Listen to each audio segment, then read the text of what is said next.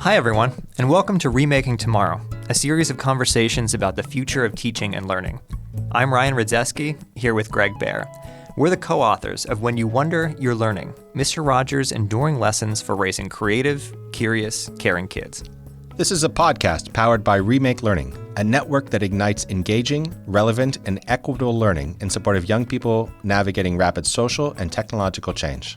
On today's episode, we're talking with Valerie Kinloch, the Renee and Richard Goldman Dean of the University of Pittsburgh School of Education. The author of several books on race and literacy, Dean Kinloch is president of the National Council of Teachers of English and a fellow of the American Council on Education and the American Educational Research Association. She's also the co-chair, full disclosure, of Remake Learning. Dean Kinloch, welcome to Remaking Tomorrow. Thank you so much for having me. I'm excited to be in conversation with you. We, of course, want to get into your work, Dean Kinloch, as an educator, as an author, as a dean of a school of education. But we want to start with you.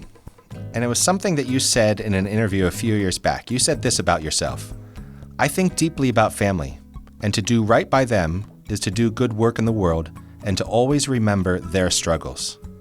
Can you say more about that? What does good work look like for you? And how does family fuel your drive to do it?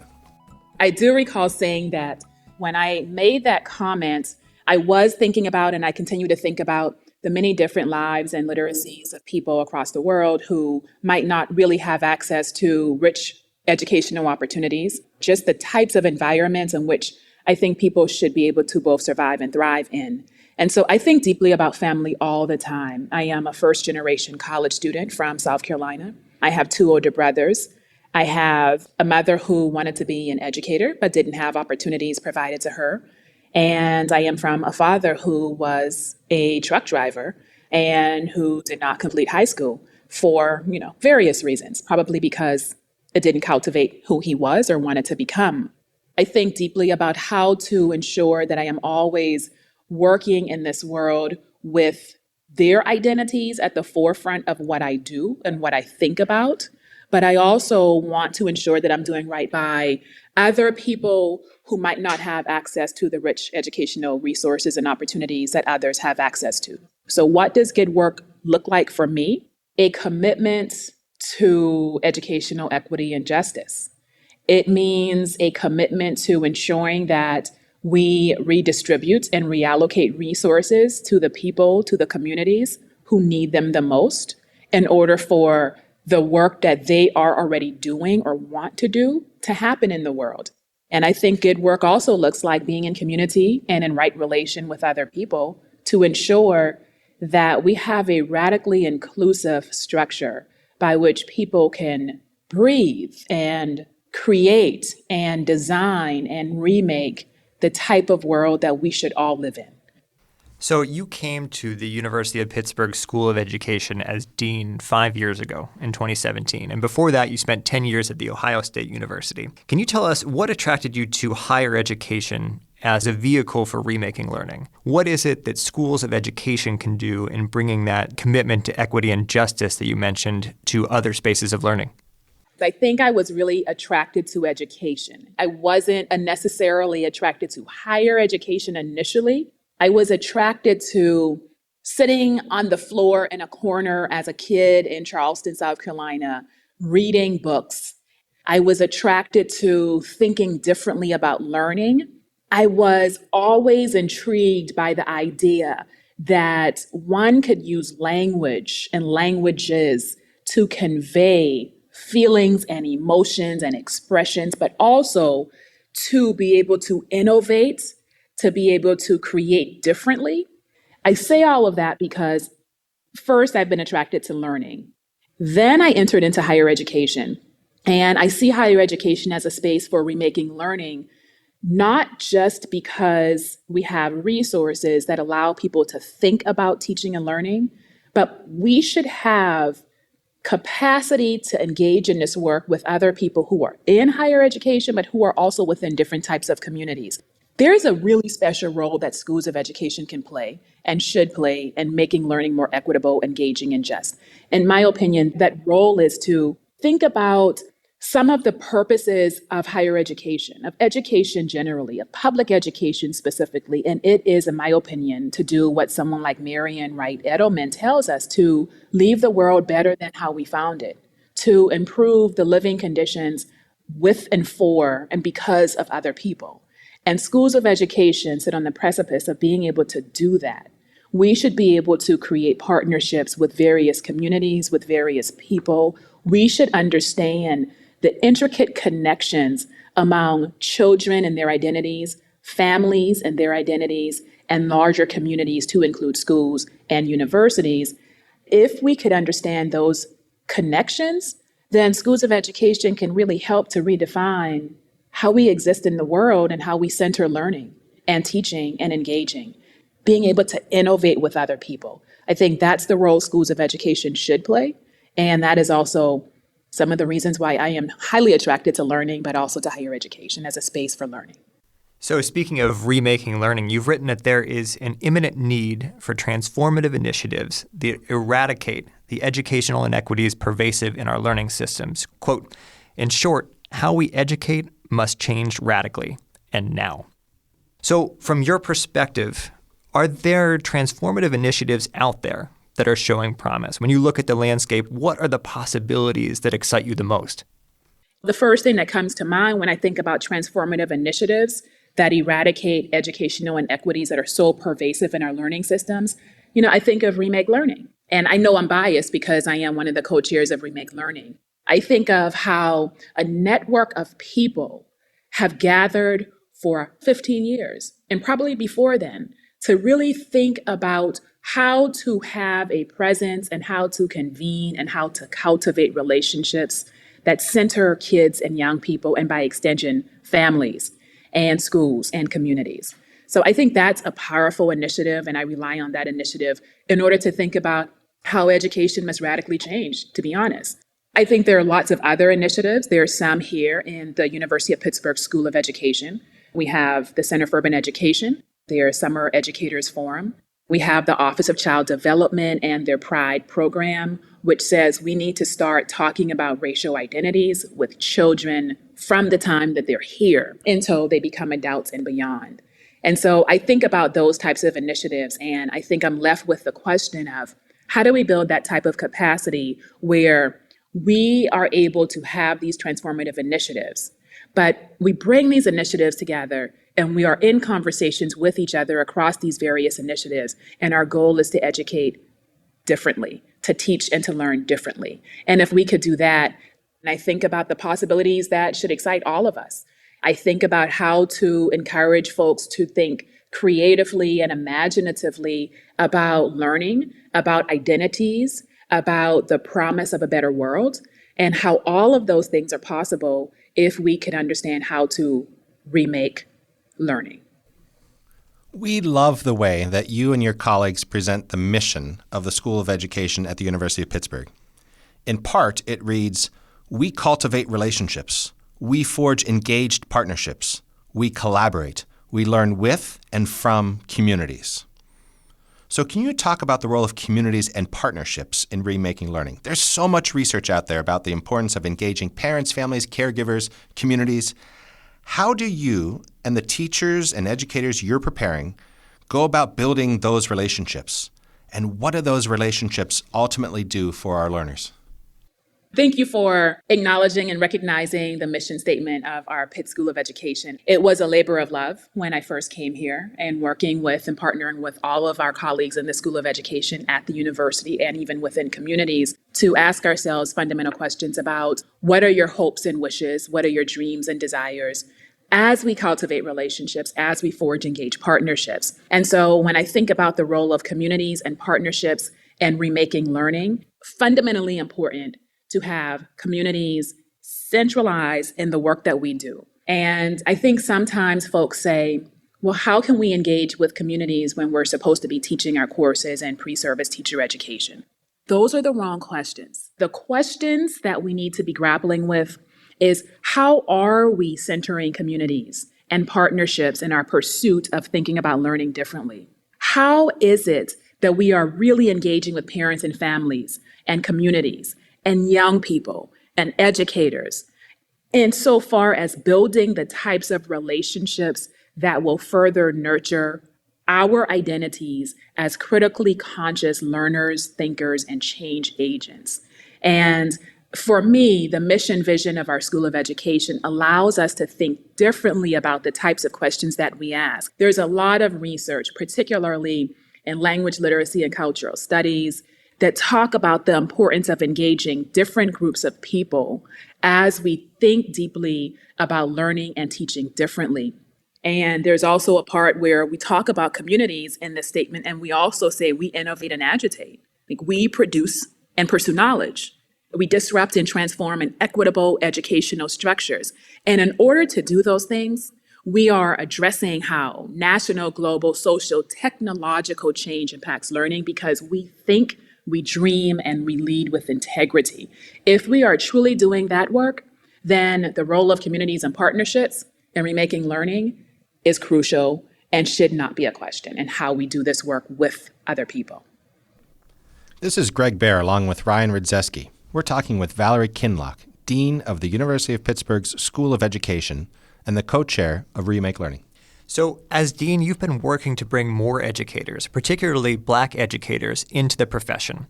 Nationally, we know the numbers are not equitable, to put it mildly. 15% of students are Black, only 7% of teachers. In Pennsylvania, the share of Black teachers is just 4%. So 2 questions. How do you think about inspiring new educators at a time when teachers have had a really rough couple of years? More teachers than ever are burned out or demoralized. And how do you approach that specifically with Black educators who might look at a school and see very few potential colleagues who look like them? That is the question that really has to begin to define the work or redefine the work. I draw on the legacy of so many people, whether we're talking about someone like James Baldwin or June Jordan. And I want to highlight June Jordan here, poet, feminist, scholar extraordinaire June Jordan. I've been reflecting on a speech that she gave in 1973. And it was a speech that she gave on the value of Black language. It was delivered to the Maryland Department of Education. And in this speech, it's June Jordan who says that teachers understand that we, and I quote, cannot divorce ourselves from our experience. And we cannot deny the history of our life as a people, nor will we permit the definition of our future to take place in the terms of and the language of those who do not love us, who have never loved us.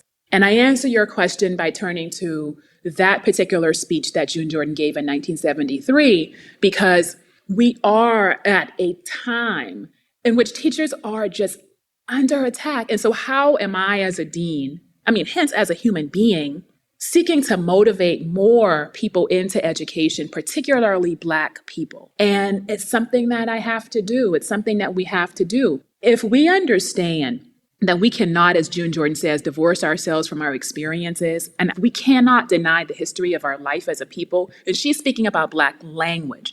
I map that on to thinking about getting more Black teachers into classrooms, into school buildings, particularly in the state of Pennsylvania, but across the nation. And I think one way of doing that is by providing opportunities for more people to have access to university, community, school district partnerships. So this summer, I've designed 2 different projects, and one is the Summer Academy for Black high school students. And I believe we have about 15 or so Black high school students and first generation college students who will be participating in this program.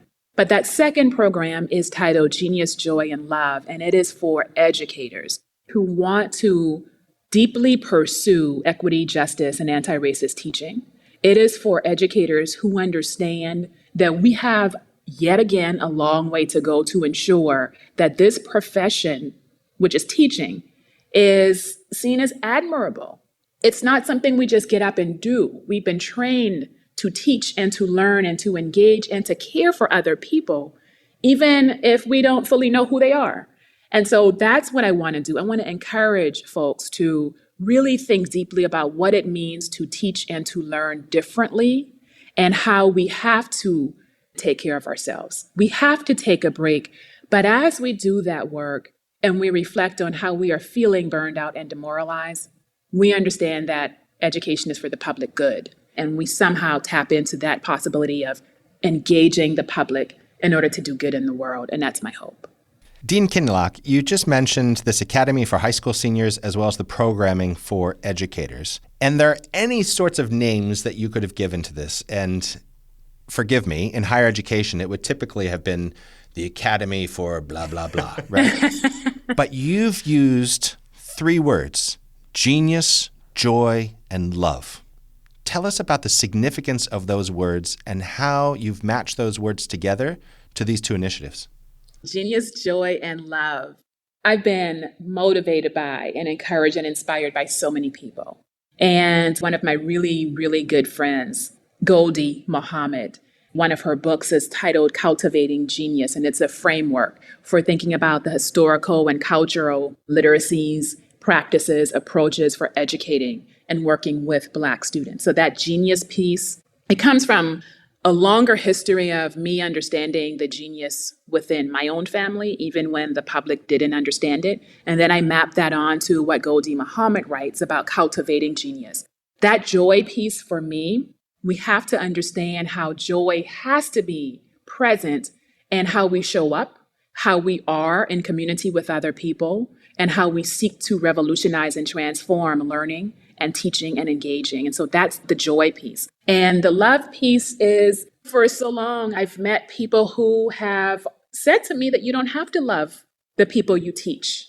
And you don't really have to love what you're teaching. You just have to show up and do it. And I push back on that. If we are getting up every day and we're committed to this work and we don't have love for the people who we're working with, how do we teach to transgress? But how do we also understand that love is something that has to be present in what we do and how we do it? I want people participating in these different programs to understand that they have genius, that they should bring their joy into the space, and that they should learn how to unapologetically love themselves and love whomever they want to love as we all get down to the business of doing the work that is productive, positive, and good in the world with and for other people.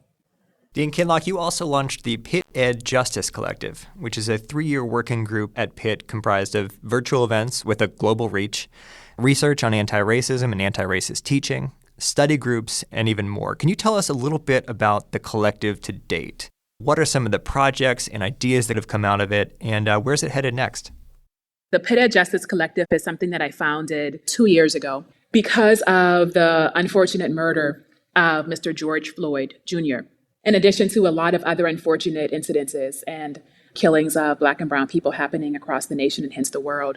And I decided that as a school of education, we needed to do something that was more responsive than writing yet another position statement. We needed to maybe write a position statement, but then to have experiences that talk about equity and justice, but also anti-racism, that invite people in. And there's so many different parts of this Pitt Ed Justice Collective. One part that I created was a study group for white collaborators, co-conspirators, allies, whatever word we want to use to describe them. And we have so many white folks who have shown up, and not just here in the city of Pittsburgh, it's across the nation. We have folks from different universities in different states, and we form small reading groups and study groups.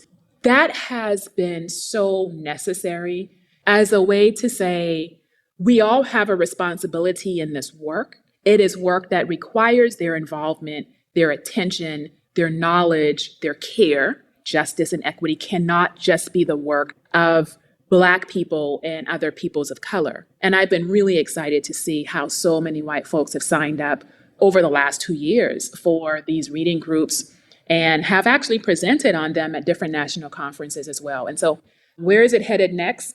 It remains a collective of people in the city, but also across the nation and hopefully across the globe, who want to further convene around anti-racism, equity, and justice, and not just within schools. I think we have to think about connecting schools to communities, to the world. As we come to the close of our conversation, we want to turn back to that brilliant mission statement that you all have at the University of Pittsburgh School of Education, which again, in part, says this: we teach with and for dignity. We think, we dream. So what does it mean to teach with and for dignity? And what is your dream for the future of learning? I would say to teach with and for dignity is to have a lot of patience and respect for other people. It is to know who you are as you are teaching, as you are learning, as you're walking in the world, but it's also to know who you are so intimately that you make space for who other people are and what they might know or might not know. Teaching takes a lot of care. In my opinion, it's the most humanizing work that one could do because we are interacting and learning with and from other human beings. And then your second question about my dream for the future of learning. The future of learning has to be radically inclusive. It has to be about freedom and liberation. It has to be about creating and sustaining spaces and places where people are free to enter and contribute in the most positive and productive ways and leave this world, as Marian Wright Edelman tells us, better than we found it. Dean Kinloch, how can people find out more about the work you're doing? By going to our pitt.edu website and going to the School of Education, where we're documenting a lot of this work. I do have a new book that recently came out with co-authors Emily Nemeth and Tamara Butler and Grace Player, and it's titled Where's the Justice? And, they can also follow me on social media. I'm on Twitter, I'm on Facebook, I'm on LinkedIn. I'm at Valerie Kinloch. Valerie, before we go, we have just one last question for you. What's one thing that parents and educators can do today to make tomorrow a more promising place for every learner? I'm going to go right back to the title of these summer programs I created. I think it is to fully embrace the genius and the joy and the love within themselves, within ourselves, and within each other. I think it is to understand that what people dream about, what people are imagining, these things are possible. And how do we take the time to cultivate the types of relationships with people today that leads to a better world, whether it's tomorrow, whether it's in 20 years, whether it's when we're not here? I think that's what we do. We put aside our own ways of thinking about others if it's deficit-based, and we open ourselves up to the possibilities that we actually can collectively and individually dream a better world together. And if we can dream it together, then we can create it together. Thanks again to Valerie Kinloch, an educator, author, Dean of the University of Pittsburgh School of Education, and the co-chair of Remake Learning. Remaking Tomorrow is powered by Remake Learning. Learn more at remakelearning.org.